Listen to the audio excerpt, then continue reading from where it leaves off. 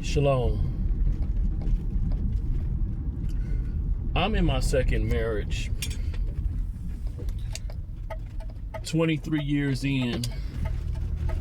I definitely don't plan on doing this again, but I'm actually in a favorable position.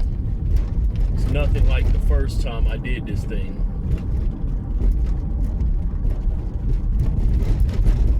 I'm a witness of so many other different marriages that marriage doesn't always look as invitable as it ought to. I don't know. My first marriage, there was a lot of issues with not being able to enjoy my wife sexually. I myself entered into infidelity. That was a way that I took care of that sexual itch. And it was not justified. I probably should have just left before it even got to that point. But I see so many people that are struggling, financially. In that first situation, I took on a lot of financial burden. Not that my wife first wife didn't work, but I didn't require her to put money towards anything, and I left that thing bankrupt, in a bad position. Had to start over. It'd be hard to believe for some that I have an 800 credit score now, but I do. Can prove it easily, but it's not something. It's not a boast or whatever, a brag. Just saying that thing was able to be turned around. Some people out here, they seem to be living their best life, but they really not. They may be spending more money than what they really have. They look to be in great position, but their household is in shambles. Not even really looking out for one another.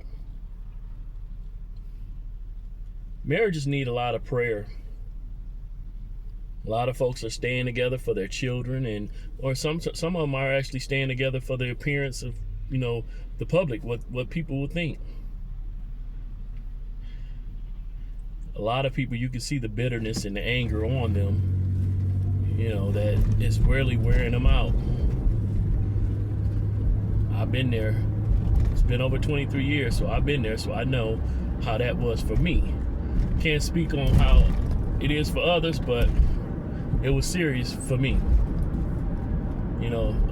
I've stressed it out, many times that I contemplated suicide off that mess, and even violence or whatever. So I'm glad I did neither. But a lot of times people, they need a way to vent, need a way to, express themselves and let it off. And it doesn't really happen because there's not many safe places. You can't really talk to people nowadays without your business becoming, information for the streets. I know in the past I've been an assistant, to many different married people, and I'm not going to mention any name because I never mentioned their situation. My wife allowed me to minister to a lot of married folks in the past. Not dealing with or ministering to anybody married at this time or whatever, because since I become an Israelite, a lot of times with that, people see me as irrational or whatever. They don't trust my judgment because they see me as anti-Messiah, or that's what I've been told, or lost in the faith.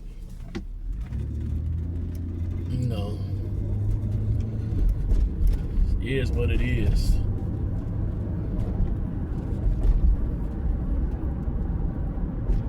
I know that having financial struggles is a real deal. In this 23 years of marriage, there have been challenges or attacks on my finances, our finances, so often. But the thing is, though, we've always trusted Yah, and He's been a provider.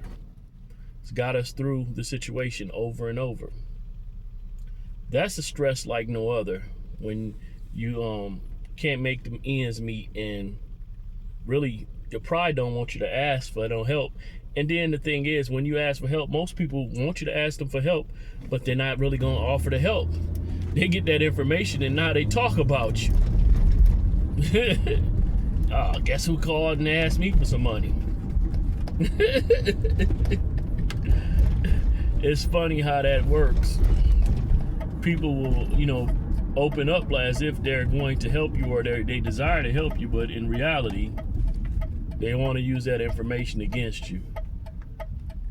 It is very, very difficult these days to be transparent with folks.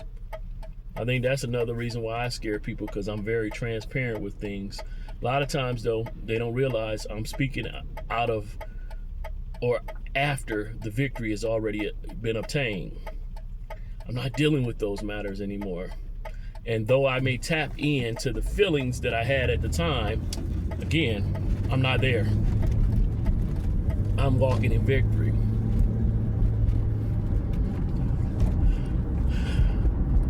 Just getting my ride on, and I figured I would just talk a little bit. So almost at the job, so I'm gonna let this go. But I want to make a little quick prayer to marriages.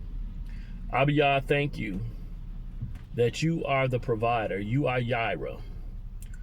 May you encourage those that came to you in union, that they be able to look out for their spouse. Put that person that they're connected to before themselves. Yes, they should love themselves, but they should also be able to lift that person up, encourage that person, and have them not be focused on the world, but focused on getting through the situations that they're in. May victory be something that they both see on the other side, that as they endure the situation together, strive together, victory be manifest. Let that be the will of that household, and may they align themselves to always be in your will, Yahuwah, so that your will be done on earth as it is in the Shamayim. And you said in your will, be fruitful and multiply for man and woman. May they be able to do so as they walk in obedience to you. Hallelujah.